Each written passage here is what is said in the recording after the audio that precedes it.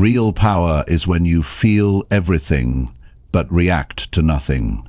Think about how often your day gets thrown off because of one text, one comment, or one wrong tone. You were fine, and suddenly your whole mood changes. That's not just stress, that's emotion leading your life. And if you don't stop it, it keeps happening. You say things you don't mean, you do things that don't help. You hurt people or you hurt yourself. Not because you're a bad person, but because you never learned how to pause. This isn't about ignoring your feelings. It's about learning how to lead them. It's about being able to sit in the middle of a storm and still choose your next move with clarity. When you master the power of not reacting, everything changes. You stay calm, you stay clear, you protect your energy. That's what this is about, how to stop letting emotions take over and finally lead your life with strength. Chapter 1. Face the urge to react without needing to obey. You're going to face moments in life that shake you. Moments when something someone says hits you hard, when someone's tone sounds disrespectful, when a message you didn't expect shows up and stirs something in you. In those exact moments, something inside you wants to react. You feel it in your chest, maybe in your throat, maybe even in your hand. It builds up fast, and the first thing your emotions want is a reaction. But here's the truth. Just because the urge is there doesn't mean you have to follow it. You can feel the tension rise and still not act on it. That's the start of real power. That's when you begin to gain control over your emotions instead of letting your emotions control you. See, the world doesn't teach us how to pause. It teaches us to respond quickly, to defend ourselves, to speak up when we feel challenged, to prove we're right, to fire back if we're hurt. And that's why so many people stay stuck.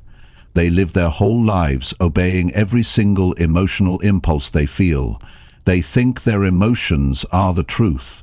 But emotions are not facts. They're signals, and signals are meant to be read, not obeyed.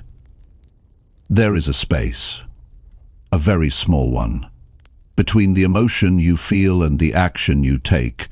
Most people ignore that space. Strong people train themselves to use it the moment something upsets you. There's a split second where you feel the heat, you feel the tension, your thoughts start racing, and in that split second, you have a choice. You can act on the feeling, or you can face the urge, observe it, and not give in. That's what self-control is. It's not about not feeling anything. It's about not being controlled by everything you feel. You have to train your mind to ask the right question in that moment. Not, how do I respond? But, do I even need to respond? Not, what should I say back? But, is this worth my energy at all?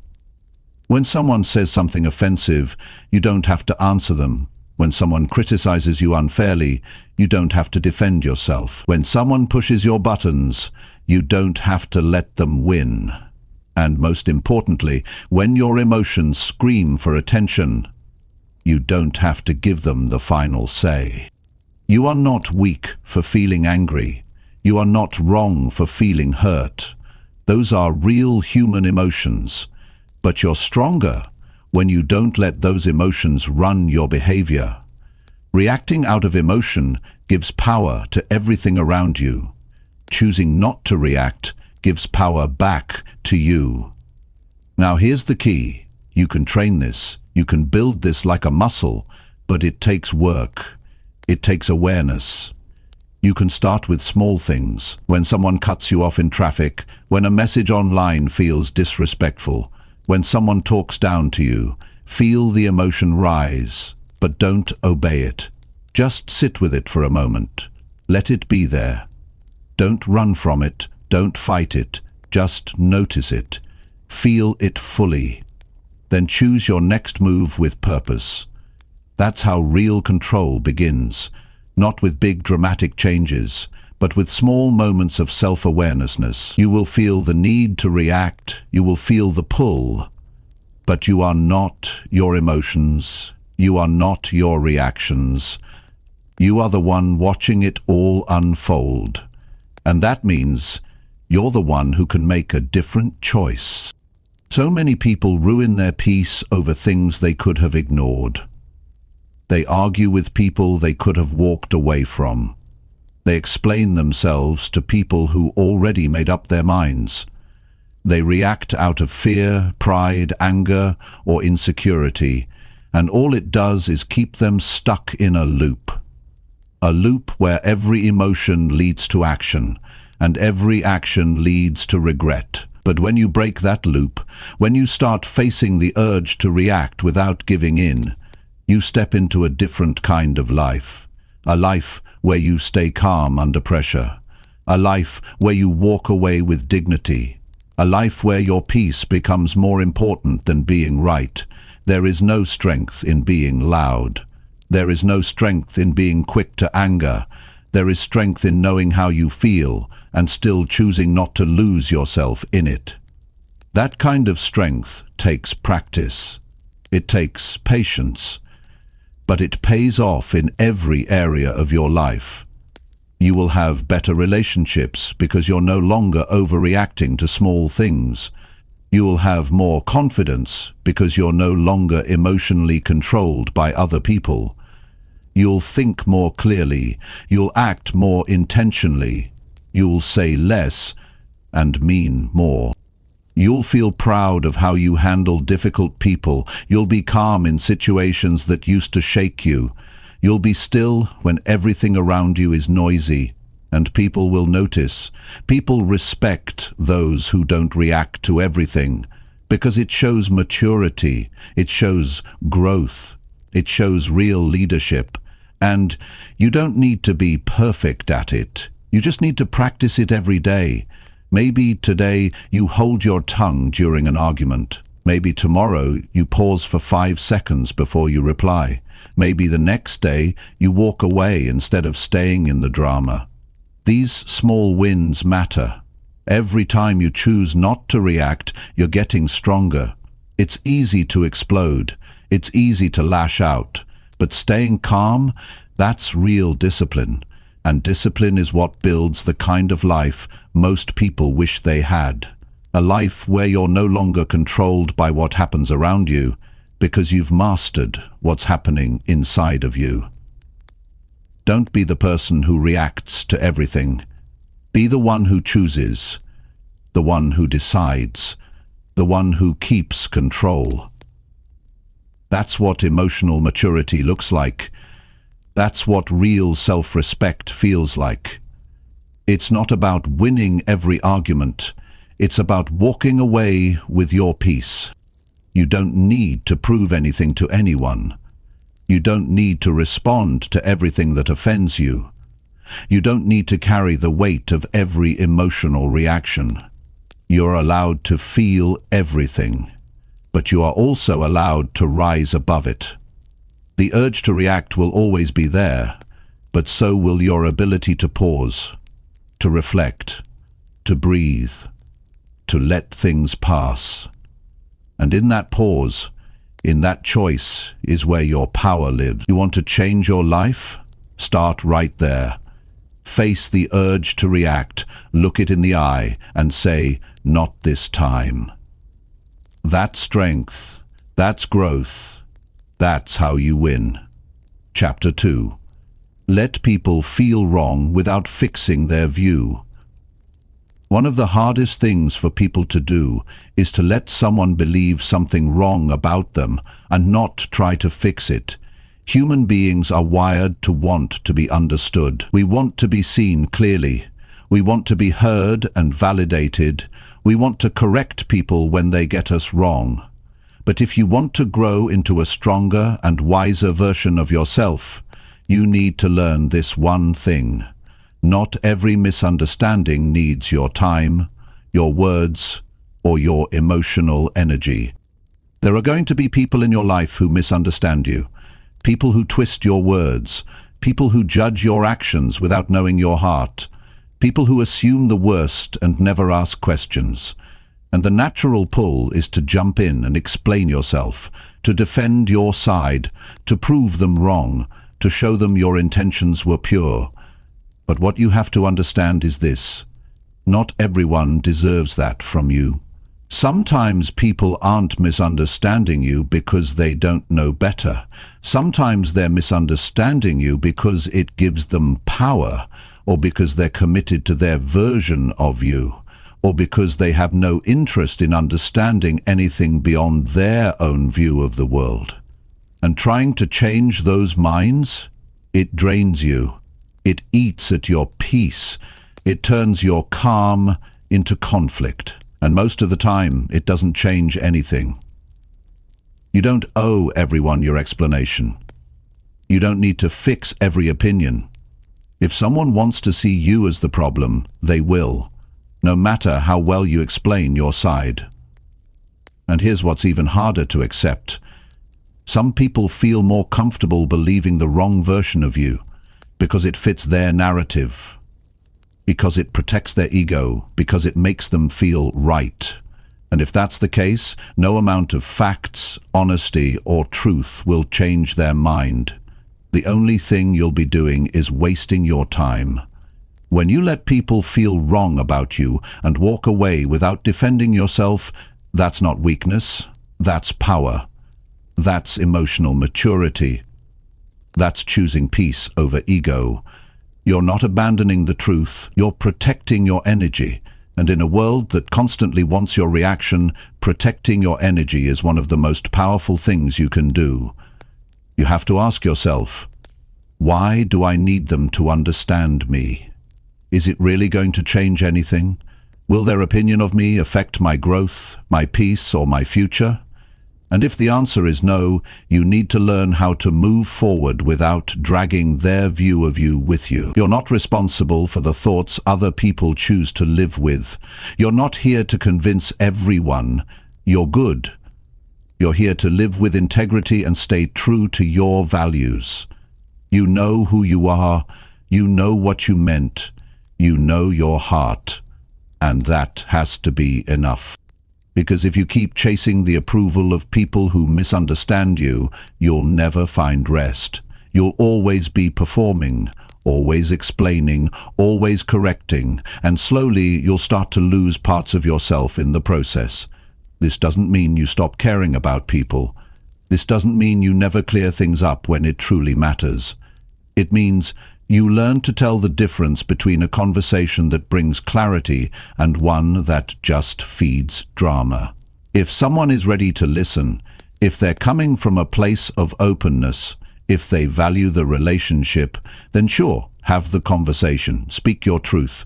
But if their mind is already made up, if they're looking to argue, if they're attached to being right, then don't waste your breath. Your peace is more important than someone else's approval. Your growth is more important than their opinion. Your time is more valuable than any argument designed to bring you down. Some people will never say sorry. Some people will never admit they got it wrong. And some people will rewrite the story to make you the villain, so they don't have to take responsibility for how they treated you. Let them. Let them hold on to the version of the story that makes them feel safe. You don't need to correct it. You don't need to fight it. You just need to move on with your head high and your heart clear. Think about how many hours of your life you've spent defending yourself. Think about how many times you've replayed a conversation in your head, trying to come up with the perfect response. Think about how often you've worried about what someone might be saying behind your back. All of that is energy being taken away from the things that actually matter: your goals, your healing, your future, your self-respect. When you stop needing everyone to see you a certain way, you become free. You stop living in response to other people's opinions. You stop being reactive. You stop chasing approval. And you start choosing peace. You start showing up for yourself. You start showing up for your voice when it counts, not when it's being demanded. You have to remind yourself, Not every battle is worth fighting. Not every opinion is worth addressing. Not every person is worth convincing. And the people who truly matter, the people who care about you, who respect you, who value truth, they will ask questions. They will listen. They won't assume the worst. They will give you room to be human, to be misunderstood, to be more than just their perception. But those who don't, let them go. Let them believe what they want. Let them feel wrong, and let yourself feel free. The urge to explain yourself will come up strong. It will come up fast. But pause. Ask yourself, what's the cost of this reaction? What am I giving up to be understood by someone who doesn't want to understand me? Is it worth it? Most of the time, it's not. And here's the truth. People will talk whether you explain yourself or not. People will judge whether you defend yourself or not. People will create stories whether you clear things up or not. So stop making their opinions your job. That's their mind. That's their business. You stay focused on yours. There is a calmness that comes when you no longer feel the need to be right in everyone's eyes, when you no longer need everyone to see the real you, when you accept that some people will always see you through the filter of their own fear, jealousy, or misunderstanding. You didn't come here to make everyone happy. You didn't come here to be liked by everyone. You came here to grow, to live with purpose, to walk in truth, to become someone you're proud of. And that journey does not require fixing every false idea someone has about you. So walk your path. Be kind, be honest, be strong. And when someone misreads you, misjudges you, or misunderstands you, pause, breathe, and ask yourself if you really need to say anything at all. Most of the time, silence is your strength. Moving forward is your answer, and peace of mind is your reward. Let them feel wrong, and keep doing what's right. Chapter 3. Sit with tension instead of escaping it fast. Most people run from discomfort the moment it shows up. The second something feels off, they reach for something to escape it. Some reach for their phones. Some start talking just to avoid the silence. Some distract themselves with food, noise, or mindless habits. But very few people learn how to just sit with it. To sit with that tight feeling in the chest, the restlessness in the body, the urge to move, to react, to avoid. The truth is, if you want to grow stronger emotionally, you have to stop escaping discomfort and start learning from it. Tension is not the enemy. It's not something to get rid of. It's something to sit with, to understand. It's your body's way of signaling that something inside you needs attention, not avoidance, not escape, attention.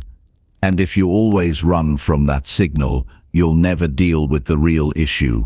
You'll just stay on the surface. You'll just patch things up. But that tension will come back again and again, until you finally stop and feel it. When you sit with tension, you're not giving in to it. You're observing it. You're letting yourself feel without the pressure to fix it instantly. You're learning to stay calm in the middle of it. And that's where real growth begins. It's in those uncomfortable moments where most people check out. That's exactly where you need to check in. Discomfort teaches you more than comfort ever will. It shows you what you avoid. It reveals where your patience ends. It highlights your pattern, and if you're willing to stay present with it, even for just a few minutes, it will tell you the truth about yourself. You won't like everything you see. You'll notice how quickly your mind jumps to distractions, how fast you try to fix things, how you try to escape what's hard to feel. But that awareness is powerful, because once you notice it, you can change it. You can train your mind to stay put. You can train your body to breathe through it. You can train yourself to not react the way you used to. You're not weak for feeling tension. You're human. Every single person on this planet feels it. The difference is how they deal with it. Some people avoid it, and they stay stuck. Others face it, and they grow. You get to choose which one you become. When something uncomfortable happens, a difficult conversation, a moment of silence, a thought you don't want to think, pause. Don't reach for anything. Don't rush to change the feeling. Just sit. Notice your breath. Notice where the tension sits in your body. Is it in your stomach, your shoulders, your jaw? Just notice it. Don't try to change it. Don't judge it. Just feel it. This is the space where you build real emotional strength. Because if you can sit with what makes you uncomfortable and not run, not react, not shut down, you're learning how to take your power back. You're learning how to respond with intention instead of escaping with habit. Most of the trouble in people's lives doesn't come from what they feel.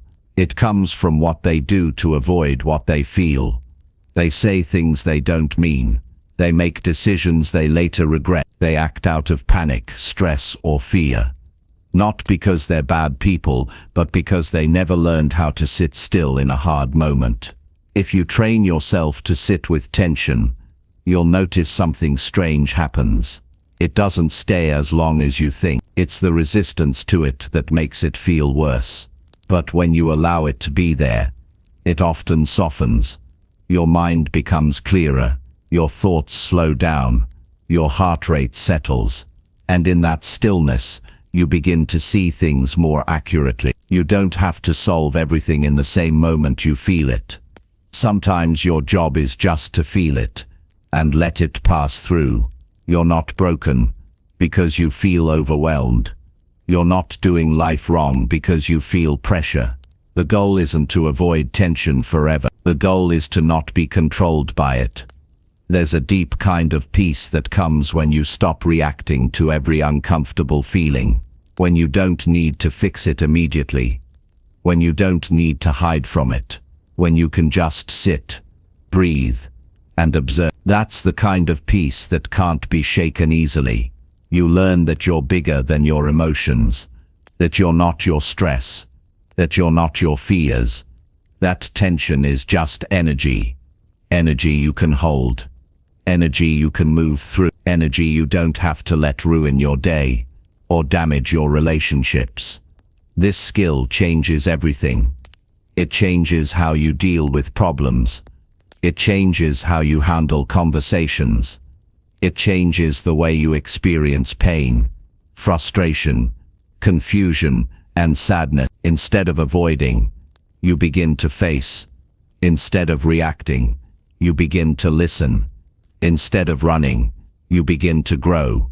You become the kind of person who doesn't panic under pressure. The kind of person who doesn't lash out when they're uncomfortable. The kind of person who knows how to sit in the middle of discomfort without letting it define them. That's a powerful way to live. Most people live in cycles. They feel tension. They run from it. They feel temporary relief. And then the tension comes back stronger. And each time it comes back, they feel more stuck. But the cycle breaks the moment you sit with the feeling, instead of escaping it. That's where healing begins. That's where strength starts. You have to practice this. It won't feel natural at first. It might feel scary. It might feel awkward, but start with a few seconds. When a tough moment hits, don't avoid it. Just sit, breathe, watch what happens inside you. You'll be surprised at how much you learn. You'll see that your thoughts aren't always true, that your body can handle more than you think, that emotions pass. If you give them space, you'll stop overthinking, because you're no longer avoiding, you're facing. And facing is what builds real confidence. You'll stop needing everything to feel perfect. You'll stop needing instant relief. You'll stop fearing hard emotion, because you've trained yourself to sit through them, to understand them, to let them move without reacting out of panic. And the more you practice this, the more grounded you'll become. You'll be the person in the room who stays calm, who thinks clearly, who speaks with intention, who listens before reacting. That kind of presence is rare and powerful and respected. You won't need to explain your calm. People will feel it. You won't need to talk about your strength. People will see. You'll stop being a slave to the tension and start being a guide for yourself and others. And when things go wrong, because they still will, you'll meet those moments with a clear mind and a steady heart. You'll stop feeling like life is something you need to escape from. You'll start trusting yourself to handle what comes up. Because you know now, tension isn't the enemy. It's the teacher. It shows up to reveal, not to destroy. It shows up to guide, not to harm. And once you learn to sit with it, you'll see that what you used to fear was never as strong as the version of you that chooses to face it. Chapter 4. Respect your silence more than being understood instantly. There are going to be times in your life when your silence is the only thing protecting your peace. Times when someone says something that touches a nerve. Times when people misunderstand your actions. Times when you feel the pressure to speak up just to make someone see your side. But one of the most powerful skills you can develop is learning to value your silence more than the need to be understood right away. Not every moment needs a response.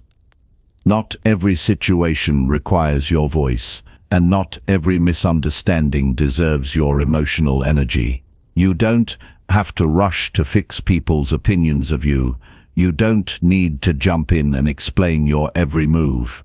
You don't owe anyone instant access to your thoughts just because they demand it. Silence gives you something no conversation ever can. Space. And space is where clarity lives. It's where you slow down long enough to see things for what they really are. And in that space, you get your power back. Most people talk because they're uncomfortable with being misunderstood. They think if they don't explain themselves right away, they'll lose control of the situation. But the truth is, chasing understanding too fast often makes things worse. It leads to over-explaining. It leads to saying things you didn't really mean. It leads to reacting from emotion rather than thinking things through. That's not control. That's fear, wearing the mask of urgency. When you learn to sit in your silence, you stop giving away your emotional energy so easily. You stop feeling the need to be right in the moment. You stop needing to control what others think. And you begin to respect your inner world more than the outside noise. That's a powerful shift. That's where you stop being reactive and start being intentional. It doesn't mean you stay silent forever. It doesn't mean you suppress what matters. It means you pause long enough to make sure what you say adds value, not more confusion. It means you speak when you're clear, not just when you're triggered. It means you protect your voice by not wasting it on situations that don't deserve it. There's wisdom in silence. There's strength in not reacting. There's discipline in holding back when every part of you wants to jump in. But that's where your growth lives. In that tiny space between what you feel and what you say. Most people skip that space. But when you learn to live in it, you become harder to shake. You don't get pulled into every argument. You don't rush to defend yourself. You don't say things just to be heard. You speak from a grounded place. And that makes every word you say carry more weight. Sometimes the most powerful thing you can say is nothing. Not because you don't care, not because you're weak, but because you know not every situation needs your voice. You've seen what happens when you talk too fast. You've seen what happens when you explain too much. And you've learned that silence doesn't mean losing. It means leading yourself first. The need to be understood is natural. Everyone wants to be seen for who they really are. But needing that too quickly can make you chase people's validation. And chasing validation always leads to frustration. Because no matter how well you explain yourself, some people won't get it. Some people aren't listening to understand, they're listening to respond. Or worse, they're listening to judge. So you give them your truth, and they twist it. You open up, and they ignore it. You try to clarify, and they argue harder. And in the end you feel drained. That's why you need to ask yourself before speaking. Is this the right time? Is this the right person? Is this the right energy? And if not, honor your silence. Don't fill the space just to feel better for a moment. Sometimes the greatest respect you can show yourself is walking away from the need to be understood. When you respect your silence, you respect your boundaries, you protect your peace. You show yourself that you don't have to prove your worth every time someone misunderstands you. You start living in alignment with who you are, not who people think you should be. This doesn't mean you avoid hard conversations. It means you enter them with control, not desperation. It means you choose your words, not let your emotions choose them for you. It means you understand that clarity takes time. And sometimes silence is the first step to that clarity. You also learn how to sit with the discomfort of not being understood. That's a big one. It's not easy. It feels heavy. It feels unfair. But it builds something important in you. It teaches you to trust your own understanding of yourself. Because if you always need someone else to see your value before you can feel stable, you'll never have peace. You'll always be performing. But when you hold your silence in a moment of misunderstanding and stay grounded, you show yourself that your worth isn't up for debate. Not everyone will understand your silence. Some will take it as distance. Some will think you're ignoring them. But that's not your responsibility. Your job is not to make everyone comfortable. Your job is to stay true to your emotional needs. And if silence is what keeps you clear, then that's what you honor. There are people who will push you to speak before you're ready. They'll say you're avoiding. They'll say you're being passive, but they don't understand what it takes to hold back when your heart wants to scream.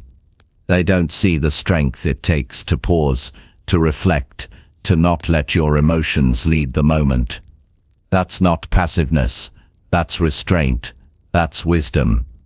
That's leadership, starting with yourself. The more you respect your silence, the more you'll see how much noise in your life was unnecessary. You'll look back and see how many situations didn't need your voice. They needed your distance. How many arguments didn't need your defense. They needed your silence. How many moments didn't need your reaction. They needed your calm. And you'll start noticing the difference in your energy. You'll feel lighter. You'll feel more in control. You'll feel proud of how you handled what once would have thrown you off. That's not just emotional strength. That's emotional maturity. And that kind of maturity transforms your relationships, your decisions, and your future. You don't have to explain yourself to everyone. You don't need to be understood instantly to be okay. You can be misunderstood and still stay grounded. You can be judged and still stay peaceful. You can be questioned and still stay clear. The power is in your pause. The strength is in your silence. The maturity is in your timing. And the freedom is in not needing instant understanding from anyone. Because the moment you stop trying to control how others see you, you gain full control over how you carry yourself. So give yourself permission to stay quiet when you're not ready. Give yourself room to think, to feel, to come back to center. Let others have their opinions. You're not responsible for them. You're responsible for protecting your energy and speaking from clarity. not urgency. The world doesn't need more noise. It needs more people who know when to be still, who speak when it's useful, who pause when it's wise, and who live from a place of strength, not reaction. You become that person by choosing silence, not as a retreat, but as a strategy. Not because you're avoiding life, but because you're leading your life with purpose. Not every truth needs to be shouted. Not every misunderstanding needs your voice. Sometimes your greatest power is in the words you choose not to say. And when you can respect that silence more than needing to be understood instantly, you become the kind of person who leads themselves in every room they walk into. Chapter 5. Notice the moment your pride wants to speak. There's a moment so small most people miss it, when something inside you rises up and pushes you to say something just to protect your image. Not because it's helpful, not because it brings peace, but because your pride wants to be heard. That moment often shows up when you feel judged, when you feel disrespected, when someone speaks in a way that challenges your worth or questions your decisions. And right there in that exact second, pride steps forward and wants to speak on your behalf. But here's the thing, pride doesn't speak to solve anything. It speaks to defend. It speaks to make you feel better in the moment, not to make things better in the long run. It speaks to hold on to power, even if it costs you peace. And if you don't learn how to catch that moment, you'll keep falling into the same trap, reacting in ways that feel good for a second and bring regret for days. Pride has a voice, and it's loud. It wants to interrupt, it wants to prove, it wants to make sure you don't look weak, don't look small, don't look wrong. And when pride speaks, it doesn't care about the relationship. It doesn't care about understanding. It doesn't care about truth. It only cares about image. That's why so many arguments go nowhere, because pride is doing the talking. And when pride is leading the conversation, nobody's really listening. You've got to train yourself to notice when your pride is about to take over. It doesn't shout, it starts as a whisper. A fast thought, a rush of emotion, a tightening in your chest, a quick feeling that you need to say something right now so you don't look bad. That's the moment you've got to slow down. That's where your power is, not in speaking, but in recognizing. When you feel that urge rising up, pause and ask yourself, why do I need to say this? Is it because it's true and helpful?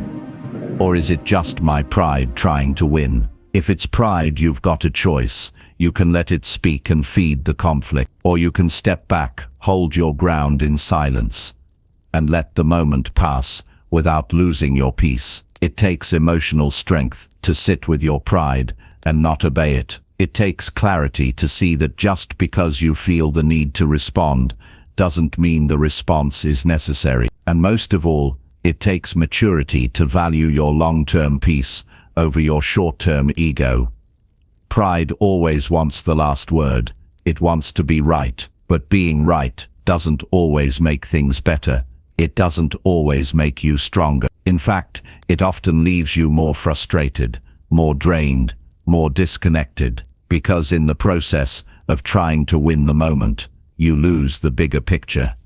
You'll be tested in moments when people speak carelessly, when they criticize your effort, when they underestimate you, when they tell the story wrong, and pride will be the first voice to rise. But that doesn't mean it's the one you have to listen to.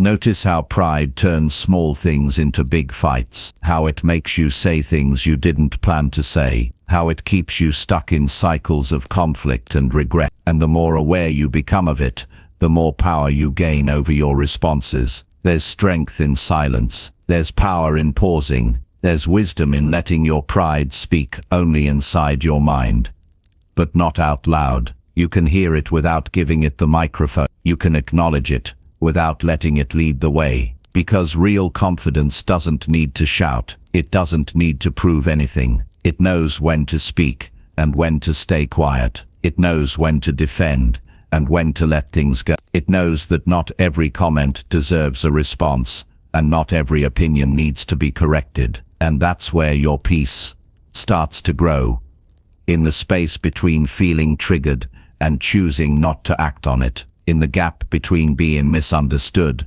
and not needing to fix it, in the strength it takes to keep your mouth shut when your pride wants to open it. Think about how many situations have gone wrong because of one sentence that didn't need to be said, one reaction that came too fast, one response driven by pride, not truth. Those moments add up, and they take more from you than they give. But now you know what to look for. Now you know how to catch it. You're not a slave to your pride. You don't have to say everything you think. You don't need to defend every detail of your life. You can stand in silence and still stand strong. It doesn't mean you let people walk all over you. It means you pick your battles wisely. You speak with purpose, not pressure. You express what matters, not what's just meant to protect your ego. That's how you stay in control of your mind, your emotions, and your future. You'll feel tempted to respond quickly. You'll feel a rush in your body. Your heart might speed up. Your thoughts might race. But that's your cue. That's your signal. Pride is stepping forward,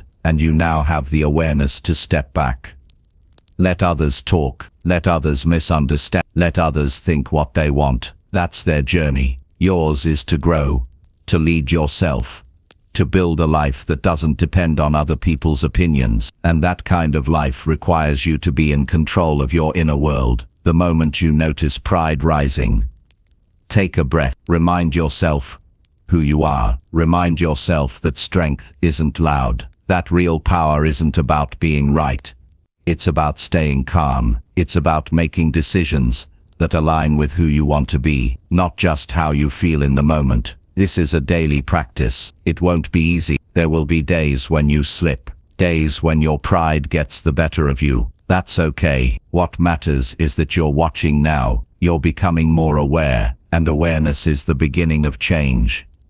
Every time you catch your pride before it speaks, you grow. Every time you choose peace over proving yourself, you win. Every time you decide to hold your silence instead of feeding the tension, you become more of the person you were meant to be. Pride might always be there, but now you don't have to follow it. You've got something stronger. Your awareness, your discipline, your clarity. Use it, trust it, and let it guide you to a more grounded, more powerful way of living. Chapter 6. Build space between feelings and the next move. There's a moment that decides everything. A small space between what you feel and what you do next. Most people never notice it. They go straight from emotion to reaction, from frustration to shouting, from fear to withdrawal, from anger to action. But if you want to take control of your life, if you want to stop being ruled by what happens around you, you have to learn how to build space between what you feel and what you do. Feelings are fast. They rise in seconds. They show up without warning, and they're powerful. But feelings don't last forever. They move, they shift. And if you don't pause before you act on them, you'll end up creating consequences from temporary emotions, and those consequences can follow you far longer than the feeling itself. Building space means not reacting right away. It means creating a small pause, even just a few seconds. Enough time to breathe, enough time to think, enough time to choose how you want to respond instead of being pulled into the heat of the moment.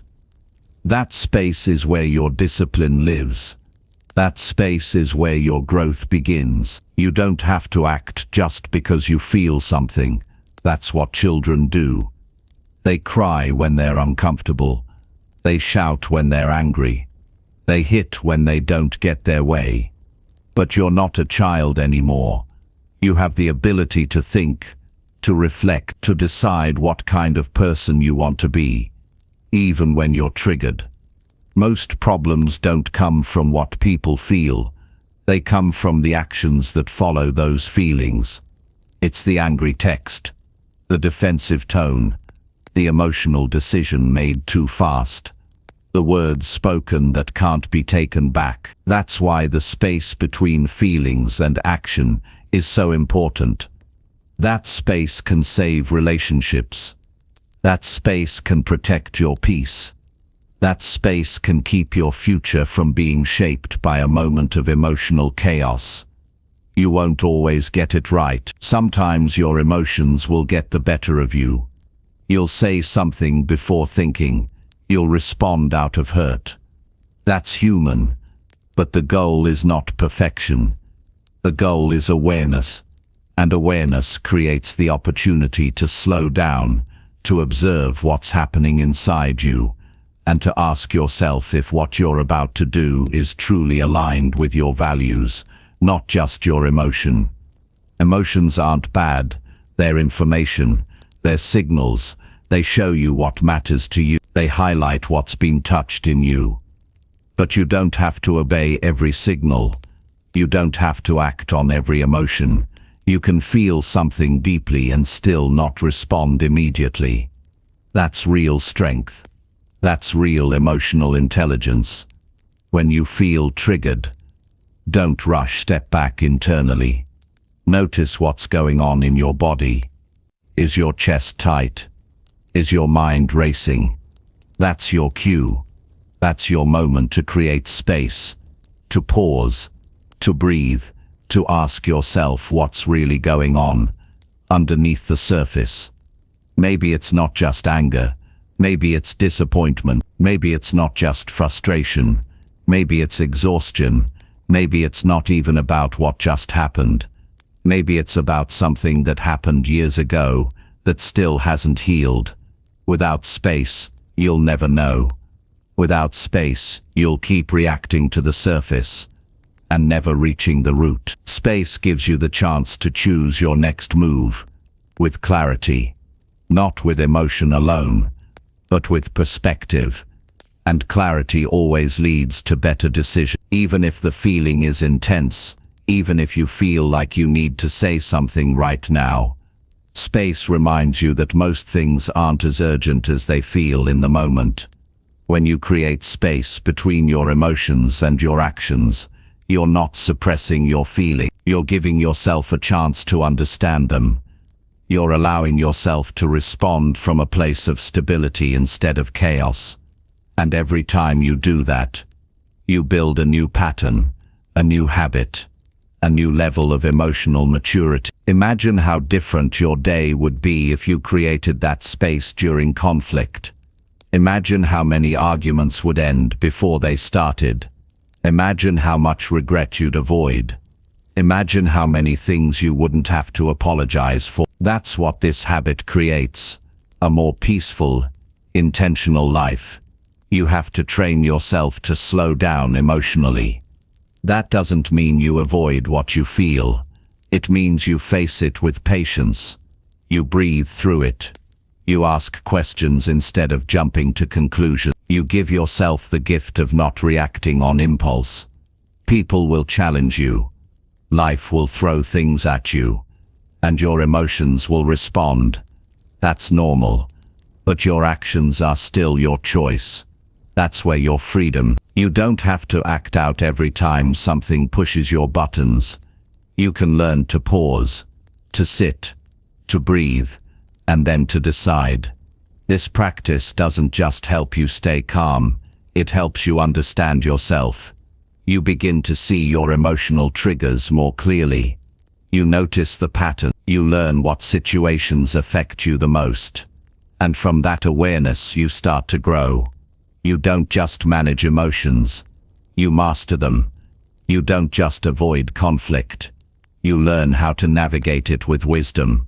And the more you practice this, the stronger you get. You'll notice you don't get pulled into every little disagreement. You'll feel more stable even when life feels messy. You'll become the person who others trust in tense situations, because they know you won't react with drama. You'll be known for your steadiness, and steadiness is a rare and valuable strength. This is what leadership looks like. Not control over others, but control over yourself, leading your emotions, leading your reactions, leading your choices. And it all starts in that small space between feeling and action. You don't need to explain yourself to every opinion. You don't need to correct every misunderstanding. You don't need to say something every time you feel hurt. Sometimes the strongest thing you can do is pause, observe, and keep your power. Think of that space as your shield. It protects your peace. It filters your reactions. It keeps your emotions from leading your life. And the more you practice it, the more it becomes your way of being. You start responding from wisdom instead of wounds, from clarity instead of confusion, from strength instead of fear. And here's something to remember. The world doesn't slow down for you. It keeps moving. People keep talking. Life keeps throwing situations your way. So it's on you to slow yourself down inside, to build that space in the middle of all the noise, to find your center and stay there. When you feel overwhelmed, stop. When you feel disrespected, pause. When you feel misunderstood, breathe. Let the emotion rise. Let it be felt. But don't let it push you into a reaction you'll regret. Let it move through you. Let it teach you. Let it remind you that you're in control of what happens next. That's where your transformation begins. In that quiet space where nothing has happened yet, but everything can change. Where you get to decide if you're going to repeat the same old reaction or build something better. Where you choose your future instead of letting the past decide it for you. You're not here to be perfect. You're here to be aware, to build space, to lead yourself forward. And the more you build that space, the more you'll trust yourself. You'll know that no matter what happens, you won't be shaken easily, because you've created room to think, to choose, to lead. And in that space, you'll find freedom.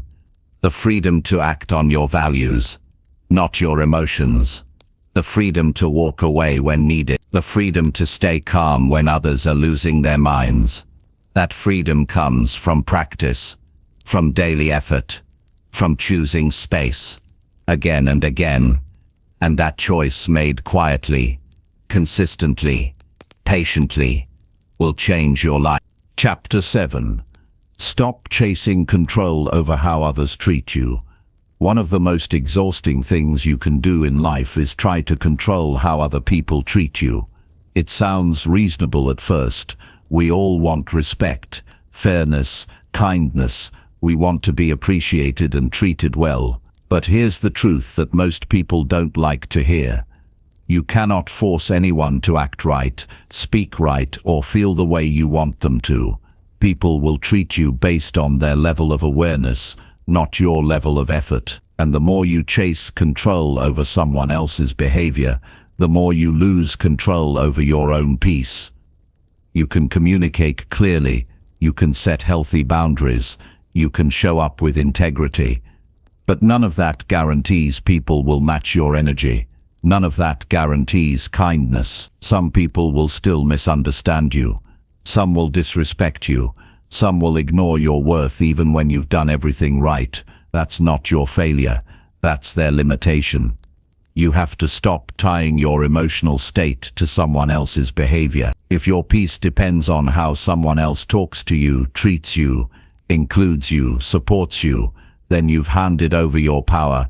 And once you do that, your day can be ruined by a single message, a single glance, a single tone of voice. You become reactive.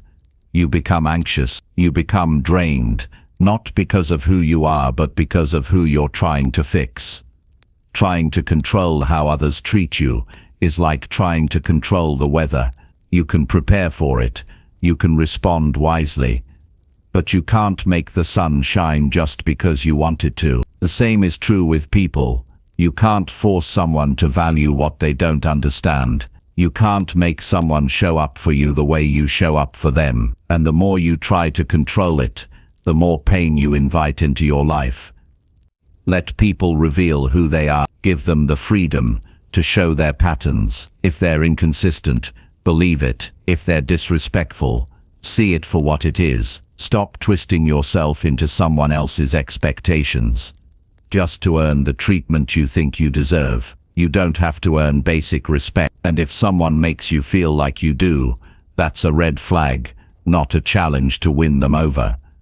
A big part of emotional maturity is understanding that how people treat you has more to do with them than it does with you. People project their fears, they act from their insecurities, they speak through their past.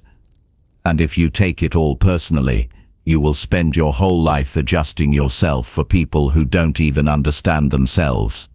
Stop chasing their approval. Stop trying to fix their attitude. Stop bending your values just to keep someone comfortable. If you need to constantly remind someone how to treat you, they're not your people. Respect is not something you should have to beg for. It's something that should be given freely, not earned through emotional labor. Now, this doesn't mean you become passive or accept mistreatment. It means you shift your energy. You stop focusing on changing them and start focusing on choosing you. You walk away from what drains you. You step back from what confuses you. You let silence speak where words no longer work. That's not giving up. That's self-respect in action. When you stop trying to control how people treat you, you free up your energy to control how you respond. You build a stronger inner world. You start listening to your own needs more than someone else's demands. And most of all, you stop trying to change people who don't want to change themselves. You'll find peace, not by fixing everyone, but by deciding who you allow into your space. You get to choose the standard. You get to choose how close people stand to your heart, and the way they treat you gives you all the information you need. You don't have to convince them. You don't have to teach them. You just have to believe them the first time they show you who they are. Let go of the need to manage other people's behavior. Let go of the need to be liked by everyone. Let go of the pressure to be the one who always understands, always forgives, always adjusts. Your job isn't to make people treat you better. Your job is to treat yourself with so much respect that anything less becomes obvious and unacceptable. And the beautiful thing is, when you stop chasing control, you start creating it, not over others, but over yourself. You begin to live in a way that doesn't depend on external validation. You stop explaining yourself to people who don't care to listen. You stop trying to fix people who don't want help. You start protecting your energy. You start guarding your people who want to mistreat you will find a way to justify it no matter how good you are. You could do everything right and still be blamed. You could be generous and still be taken for granted. You could be kind and still be used. So stop thinking that more effort leads to more love. It doesn't. It only leads to more exhaustion when it's one-sided. You don't have to change yourself for people to treat you better. You have to change the people you allow to stay close. You have to stop tolerating what makes you shrink. You have to stop hoping that one day they'll wake up and see your worth. If they don't see it now, it's not your job to paint it for them. Start investing in people who already treat you with care. Pay attention to the ones who don't make you question your value. Spend more time around those who don't make you feel like a burden for having feelings. Real connection doesn't need constant reminders of how to be kind. You get stronger when you stop trying to fix how others show up and start getting honest about what that says. You stop trying to explain why you deserve better and start walking in a way that makes it clear. You stop holding on to broken connections just because you once felt seen. You start choosing yourself in rooms that make you feel invisible, and don't confuse boundaries with bitterness. This isn't about cutting people off in anger. It's about understanding what your peace is worth. It's about recognizing when someone's behavior is no longer healthy for your growth. It's about trusting yourself to make decisions that protect your heart, even when it's hard. This is how you reclaim your power, not by yelling, not by arguing, not by constantly correcting others, but by stepping into environments where your presence is respected without needing to fight for it. by building a life where you don't have to chase love, because it's already around you in the people who show up without being asked. There will always be someone who doubts you, someone who judges you, someone who doesn't treat you the way you deserve. That doesn't mean you're not enough. It means they're not ready. Don't lower your standard to fit their comfort level. Don't shrink yourself just to stay close. The right people won't need you to prove anything. You are not here to manage the emotions of others. You are not here to earn the bare minimum. You are here to live a life that reflects your values, your strength, your worth. And anyone who cannot meet that energy, you bless them and move on. Stop giving people unlimited access to your emotional state. Protect it, guide it, stand by it, because the moment you stop trying to control how others treat you, you start leading yourself, and that's where real peace begins. Not in changing the world around you, but in changing what you allow to influence your inner world. And when you do that, you'll finally realize that the freedom you were chasing from other people's behavior was always yours to create. Chapter 8. Choose not to explain yourself when it's pointless. One of the most liberating decisions you will ever make in life is choosing not to explain yourself when you know it won't change anything. Not because you're avoiding accountability, not because you're hiding something, but because you've finally realized that your peace matters more than forcing people to understand what they're not open to seeing. You reach a point where you understand that your energy is limited, and every time you explain yourself to someone who already made up their mind, you give away a part of that energy you will never get back. There are people who ask questions not because they care, but because they want more reasons to doubt you. There are people who listen only to pick apart your words, not to understand your intentions. And there are people who, no matter how carefully you explain, will still hold on to their version of the story. When you recognize that, you stop chasing clarity from those who live in confusion by choice. Some conversations are worth having. Some aren't. Wisdom is knowing the difference.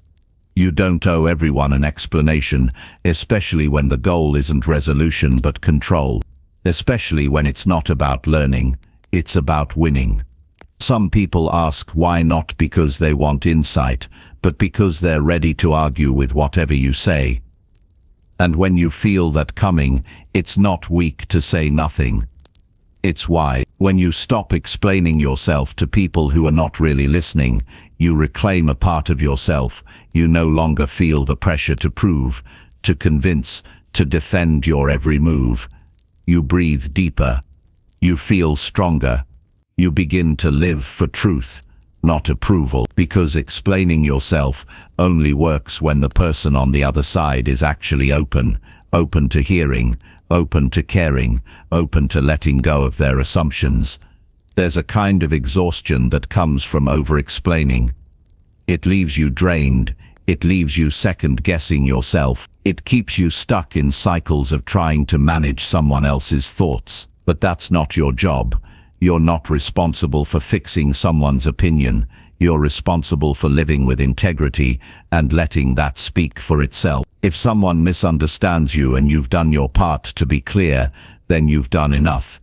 Beyond that, it's out of your hands. And it's a waste of your time to keep revisiting a situation just to feel seen by someone who doesn't want to see you clearly. When you hold back from explaining, at first it feels uncomfortable. You feel the urge to defend. You want to make things right. But over time, that discomfort turns into clarity. You realize that your silence is not weakness, it's a boundary. It's you saying, I'm not going to spend my life trying to be understood by people who don't value understanding. You begin to say less and live more. You begin to walk away from conversations that go in circles. You begin to trust that your actions will show more than your words ever could. And you learn to be okay with being misunderstood, not because you don't care, but because you finally care more about your emotional health than about someone else's opinion. Sometimes explaining yourself is the fastest way to lose your inner peace, because it forces you into conversations where you're not safe, where your words are twisted, where your intentions are questioned. And instead of walking away feeling lighter, you walk away feeling smaller. Not everyone has earned access to your thoughts. Not everyone deserves to hear your why. Your peace doesn't need to be defended. It needs to be protected. And when you start choosing to protect it, everything changes. You become calmer. You start listening more. You stop reacting to every accusation. You stop giving emotional access to people who only want to use your openness against you. You also start paying attention to your patterns. You start asking yourself, why do I feel the need to explain this? Is it coming from clarity? Or is it coming from insecurity? Is this explanation helpful? Or is it just me trying to be liked? These questions keep you honest. They help you see when you're explaining from strength and when you're explaining from fear. You will feel the pull to explain yourself in moments of pressure. When someone questions your decision, when someone misreads your silence, when someone labels you without knowing your story, that pull will be strong. But just because you feel it doesn't mean you have to follow it. You can sit with it. You can breathe through it. You can let it pass. And what you'll notice is that the people who really care, the ones who matter, they don't need long explanations. They already understand your heart. They already know your character.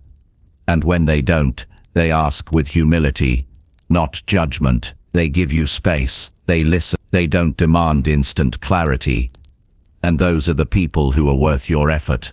But the ones who question your motives, ignore your history, and press you for answers just to feel right. You don't need to explain yourself to them. That's not growth. That's a trap. And every time you fall into it, you shrink a little. You lose a little of your clarity. But when you step back, when you say less, when you hold your ground in silence, that's when you rise. You learn that silence doesn't always mean avoiding. Sometimes it means protecting. Sometimes it means choosing not to argue with someone's version of you. Sometimes it means respecting yourself enough to not waste another minute justifying what you know is true in your heart. You are not here to meet everyone's expectations. You're here to live in alignment with your values, to move with purpose, to make decisions that support your peace. And if someone can't understand that, no explanation will ever be enough. Stop explaining why you need space. Stop explaining why you've changed. Stop explaining why you chose your path. If it matters, your life will show it. If they care, they will understand it. And if they don't, your silence is still the right choice. You gain confidence every time you resist the need to explain what doesn't need explaining. You become lighter when you drop the pressure to make everyone agree with your decision. You start walking in freedom when you realize that not every misunderstanding needs your time. There's a deep kind of power in being okay with people not getting you. It means you're free. It means your identity isn't built on outside approval. It means you're standing on a foundation that no one can shake with a question or a doubt. Live in such a way that you don't need to explain your every move. Be so rooted in your intention that silence feels stronger than explanation. Trust that your truth will speak, even if your words don't. And when it's pointless to explain, don't. Because the peace you'll feel from protecting your energy will always be more valuable than the temporary comfort of being understood by someone who never truly listened in the first place. Chapter 9. Hold your energy when the world pulls it out. There will be days when everything around you feels loud. People asking for things, deadlines pressing down, messages piling up, conflicts rising, unexpected problems showing up when you least have the energy to deal with them.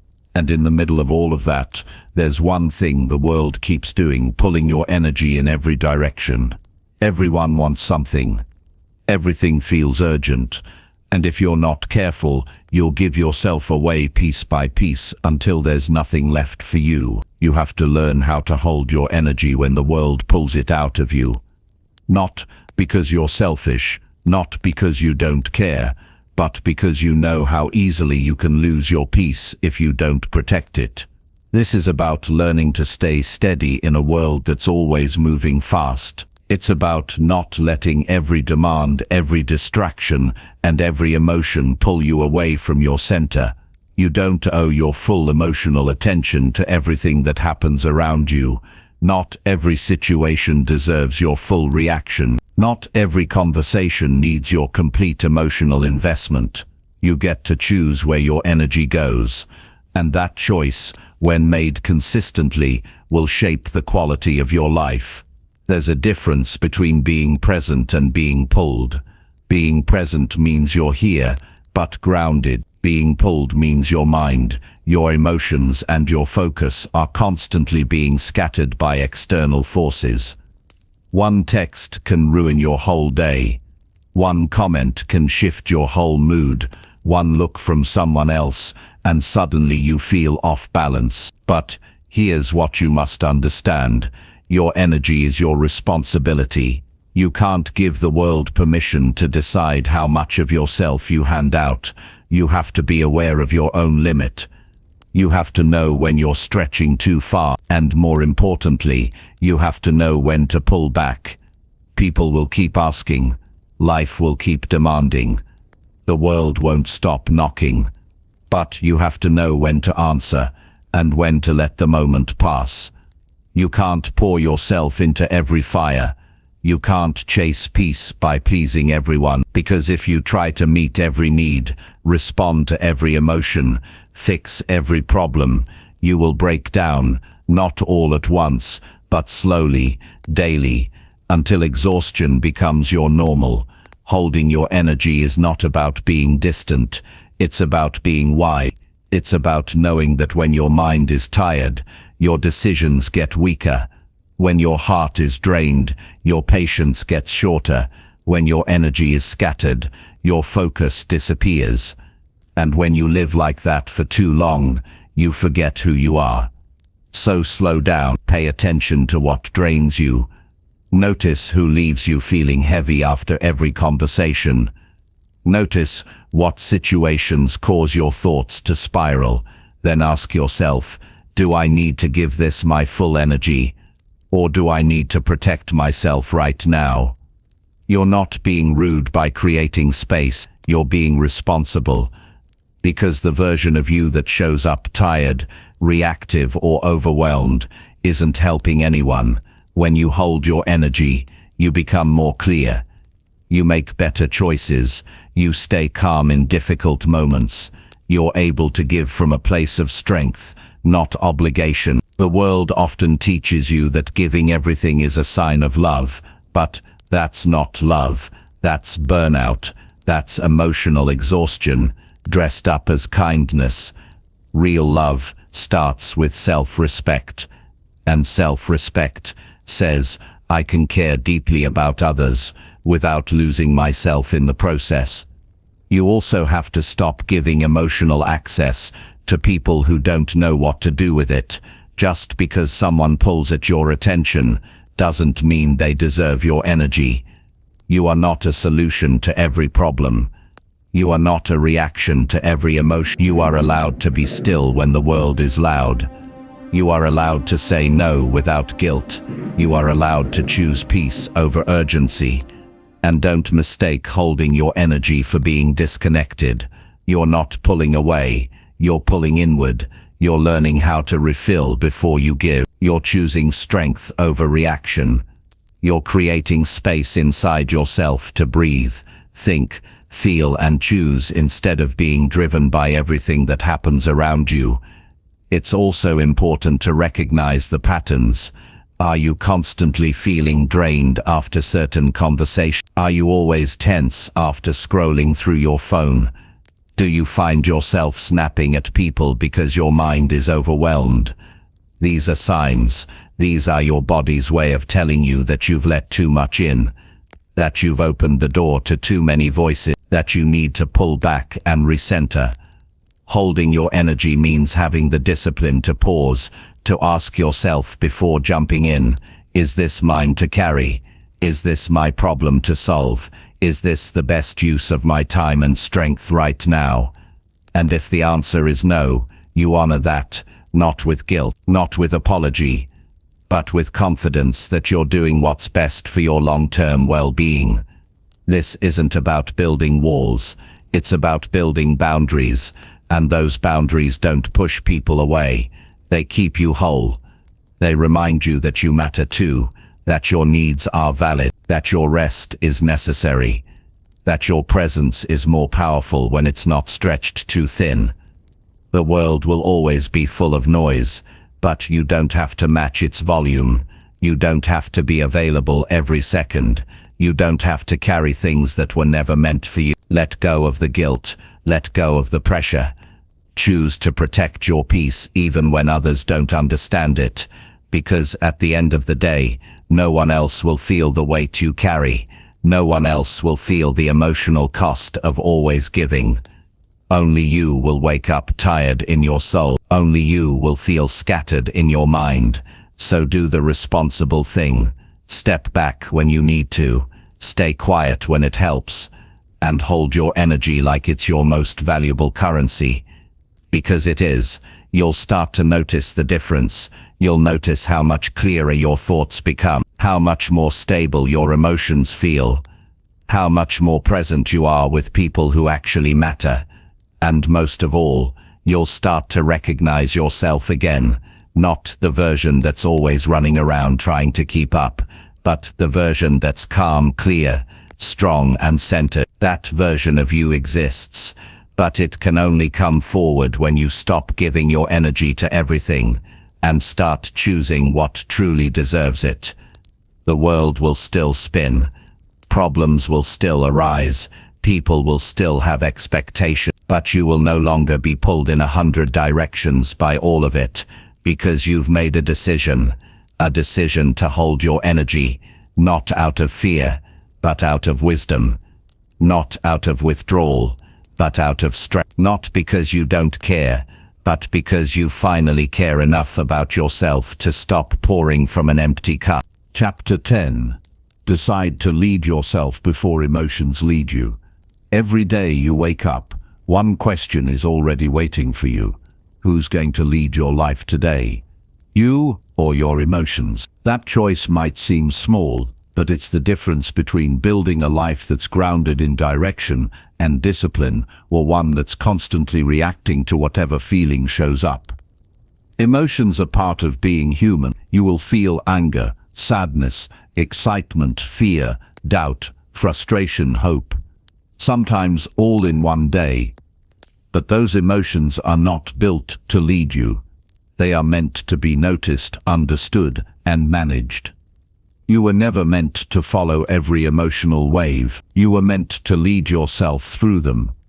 Deciding to lead yourself means you take full responsibility for your reactions. You stop blaming your mood, your circumstances, or other people for how you show up. You realize that feelings are real, but they are not permanent. They pass, they change, and they often lie. If you let your emotions make your decisions, you'll keep changing direction every time something gets hard or doesn't feel good in the moment. You'll quit things you actually want. You'll damage relationships you care about. You'll say things that don't match who you are, not because you're a bad person, but because you didn't pause long enough to lead yourself first. The world is full of people who never learned how to lead themselves. They let frustration guide their words. They let fear decide their choices. They let insecurity shape their actions. And then they look around wondering why their life feels out of control. But the truth is, it's not the world, it's what they're allowing inside. They've handed the steering wheel to whatever feeling happens to be strongest that day. And the longer you live like that, the more out of alignment your life becomes. Leading yourself means you don't wait until everything feels perfect to act. You do what needs to be done even when you don't feel like it. You stay calm even when your mind wants to panic. You keep your standards high even when your emotions try to drag them low. That's not cold. That's not robotic. That's maturity. That's strength. That's leadership. And it starts from the inside out. You don't control what you feel. That part is natural, but you always control what you do with what you feel. And when you stop giving your emotions the final say, you begin to trust yourself more. You start walking through hard moments with more clarity. You stop avoiding discomfort and start facing it with purpose. You stop being driven by moods and start being driven by values. Most people wait for motivation. They wait to feel good before taking action. But real growth doesn't happen in those moments. It happens when you move forward despite how you feel. When you wake up tired, but still show up. When you feel offended but still choose to respond calmly. When you feel overwhelmed but still take one step forward. That's what it means to lead yourself. Your emotions will always offer you shortcuts. React now. Say what you want without thinking. Quit because it's uncomfortable. Blame others. Avoid the hard thing. But leadership says, pause, breathe, think, choose. Ask yourself what kind of person you want to be, and act like that.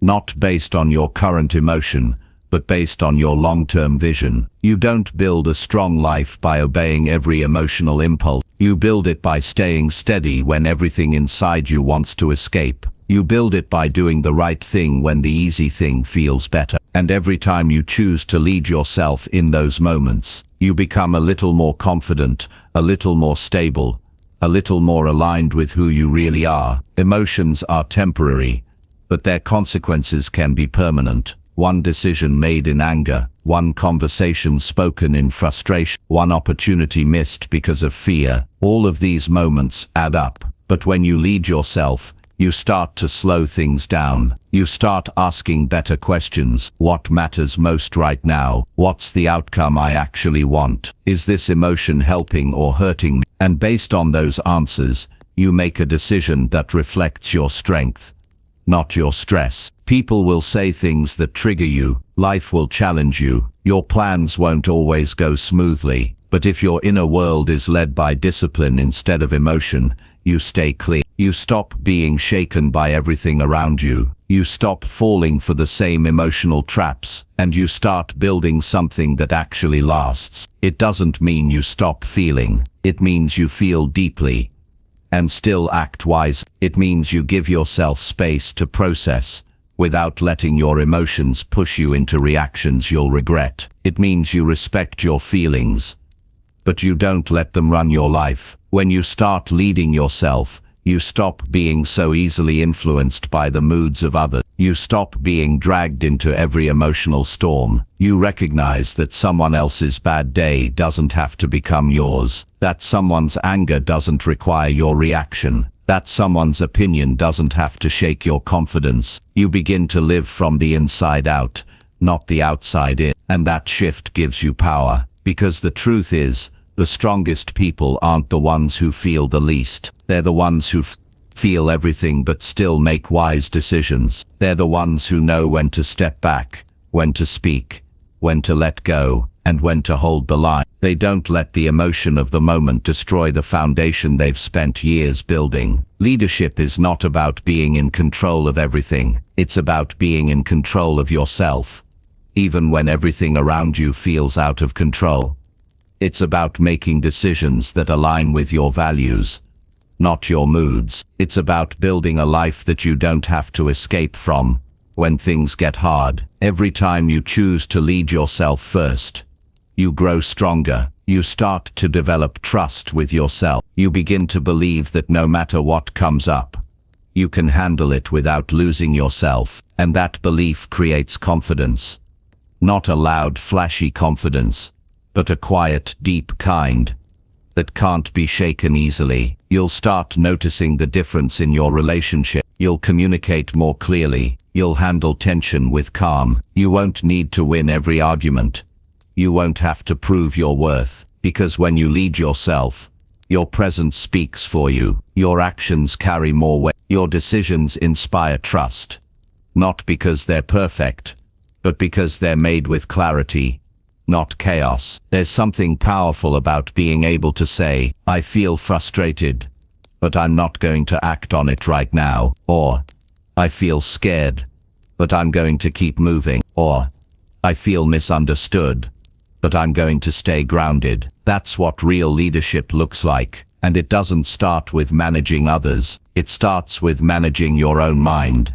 Make it a daily habit. Every morning remind yourself, emotions will come, but doubts will rise, but I decide, pressure will build, but I choose my next step. And the more you practice this, the more natural it becomes. You stop needing to control everything around you, because you've built strength within you. This is how you take control of your life, not by controlling your feelings, but by refusing to let them control you, not by avoiding hard emotions, but by walking through them with discipline, not by being unaffected, but by being grounded in something deeper than how you feel in the moment. That's what it means to lead yourself, to look emotion in the eye, respect its presence, and still choose your path with strength and wisdom. Not every day will be easy, but every day is another chance to show up, stay steady, and build a life that's led from within.